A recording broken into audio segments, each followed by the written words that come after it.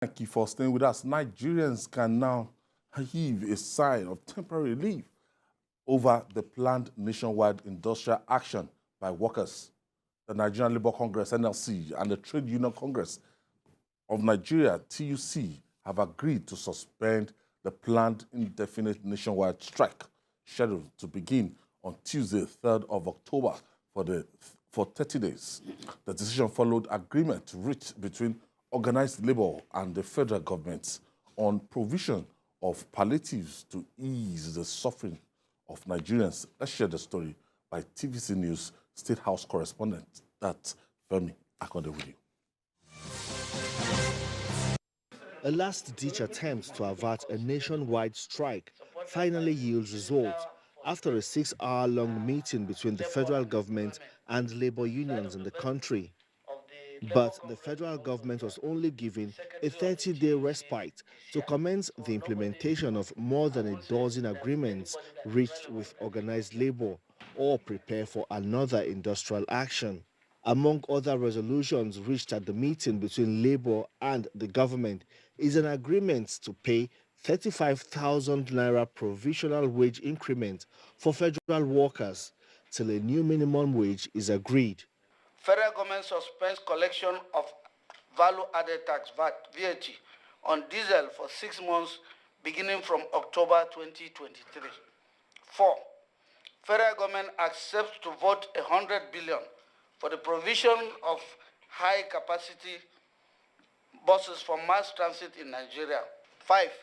The federal government plans to implement various tax incentive measures for private sector and the general public.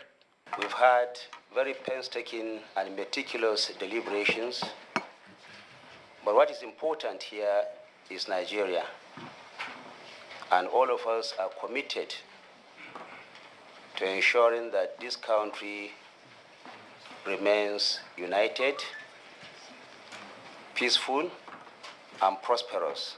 For the labor unions, they seem to still be holding the federal government by the jugular, as they refused to completely vacate the threat of an industrial action. They know time is of the essence as the 30-day countdown begins.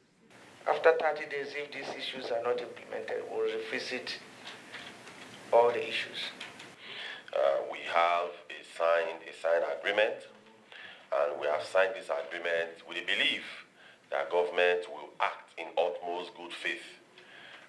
We signed this agreement with the belief that every single item in this agreement are implementable. Every single item in this agreement, we are extremely serious about them, and we wish to also reiterate that we are expecting a 100% implementation and not a 99%. This dispute between the federal government and labor unions, caused by the removal of fuel subsidy, has lingered since the start of President Bola Tinubu's administration. But with the fresh ultimatum from the labor unions, pressure will continue to pile on government as Nigerians also hope to directly feel the impact of agreements reached and signed. Julie, I think it's a good thing for the Nigerian Labour Congress to actually shed that industrial action and putting that proviso that if after 30 days, the things that they put in place, they've agreed on, that are not implemented, that they might have to review it and resume the strike. Because I've noticed on the part of federal government, not this particular administration, but previous administration, what they have a kind of penchant from getting into agreement with trade union, and after some time they will renege. So this 30 days is to keep them in check. Yes, it's a good thing. We want good governance, and I believe that labor is on course to helping us to achieve good governance. It's about what you can extract from your employer. It's not about how much insult you can dish out. Sit down, iron out issues, and definitely you'll be able to achieve so much. Remember when Ajero and others were walking out of meetings, were saying we will never return to meet with these people again. Now you can see the value of sitting down together. We asked for it here. Jojo. We are patriots. We said, call these people, meet with them. Don't allow the strike to take place.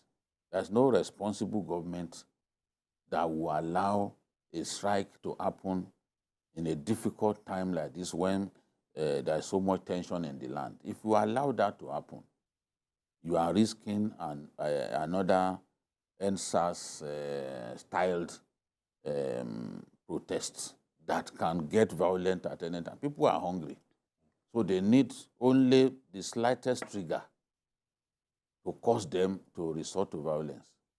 So it was a good thing that government called these people, and it's another good thing that Labour also realized the value of engagement, the value of allowing dialogue rather than using their ultimate weapon. You know? So that time, remember that time when they said, no, we are not meeting, we will never meet with them again, and TUC went and held meeting with them, only for Ajero and others to run back to go and meet with the federal government, seeing that TUC was trying to steal their thunder. They quickly went back. Now, even after they announced that, look, we are not going to have any meeting with them, the president intervened, they went back to do that meeting. Remember, they stayed away from one particular meeting. And we said, look, Mr. President, intervene. Intervene. Because I was sure that if he intervened, they would respect him. They would take his word seriously. And the president intervened, summoned them, and they went for the meeting. And at the end of the day, Labour represented workers very well. We got to give them credit for that. They represented workers and the generality of Nigerians. Because when some of these demands are met, it's not Labour alone that will benefit from it. For example, 55,000 CNG conversion kits, to kickstart the conversion program from gasoline-fired engines to CNG-fired engines. And they are going to build state-of-the-art CNG stations, just like filling stations across the country. There is no way that Labour alone will benefit from that if that happens. Other Nigerians will be able to take advantage of it. So they represented the Nigerians well. And Labour pushed that 100 billion naira has to be set aside to acquire high-capacity buses, CNG buses for mass transit. There is no way all of this money will be set aside for this scheme, and it will not affect, positively affect Nigerians. I think that at the end of the day, good governance will prevail. I want to see government pay the outstanding money owed what's it called, ASU. It will be a fantastic measure of goodwill for government to go ahead and pay that money. I know that Ashwaju will not fail to do that. So it's up to the NLC to also continue to push for that. I know that it was among their demands. So it will be a good thing to see government look in that direction and try to put that problem to bed. So when you look at the end of the day, they were meant to go on strike today, but thank God it's still dialogue, Georgia, better than war. Yeah, whatever you do, even if you go to war, you will still come to the table to dialogue. So we must salute both the government and the labor union. But for me, this is a good reprieve time for the government. It is now on the part of the government to prove that the 30 days that you have given us, we are really going to work on it. Because with all the things that have been listed out, if the government on its own side begins to delay and the 30-day comes and nothing is done, then the labor will come back again and say that we have told you people. It is good that they all listen to the voice of reason, because we cannot afford to have anything like a strike at this time when the economy is in such a prostrate situation. But also, whatever the government has done, I don't believe that money is the issue or throwing money into a problem is the issue. We've had a lot of that in this country. We know how many billions have been voted for the turnaround maintenance or refurbishing or whatever of the refineries. What has happened to that? So government has voted 100 billion to buy high-impact buses and all that. It must be monitored. We received that with some cautious optimism because we have seen it happen before. You will hear that a lot of money has been budgeted, a lot of money has been put into this. At the end of the day, we will not see any results. So the government on its own part must take a break from what has been happening in the past. Because what has been happening in the past is that when things like this happen, you will hear that, oh, we have budgeted this, we have done that. 2-3 months down the line, you find out that nothing has happened. So government must show that, look, at this time around, this is the new sheriff is in town. We must do things according to what we plan that we are going to do. It is not the business, it is not the fault of government most times, but its own fault is that you don't monitor when you give people assignment. We must make sure that this money is well spent. Labor, 30 days, they will be, your time begins now. That is what is happening. They've started counting. And so government must show them that this is a government that means what it says. Yes. Julian, ultimately on this, when you want to look at it, as Vika said, I don't think the state of the economy now that we can afford to go on any kind of indefinite strike.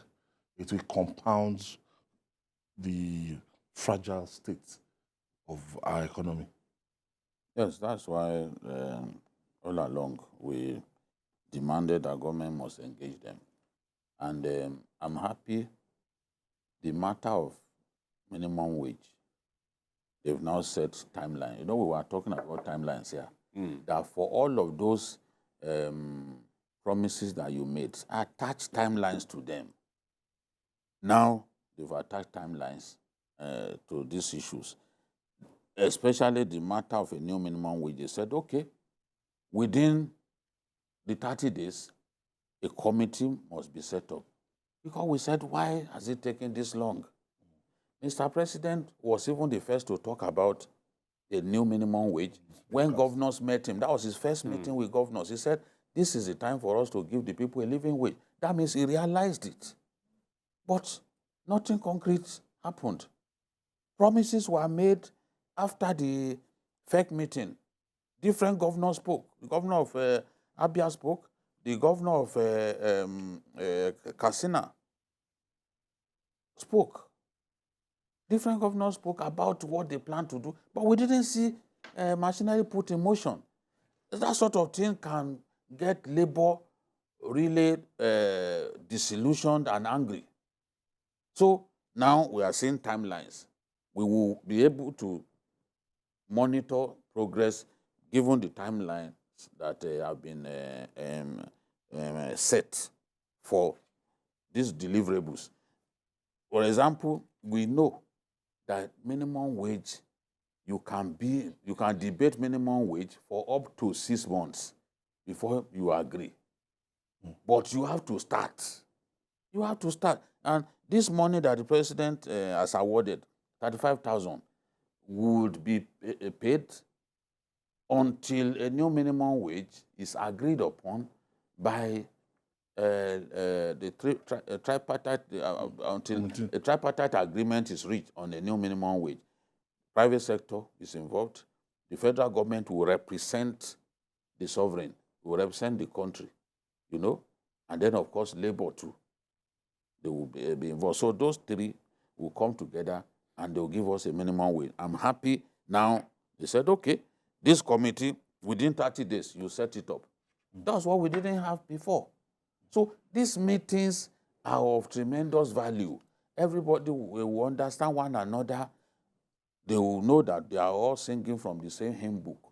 I want to see Nigerians be able to convert their engines from the expensive gasoline-fired engines to the CNG, which in today's world translates to just about 150 naira per liter. If I can buy fuel at 150 naira per liter, compare it to over 600 naira.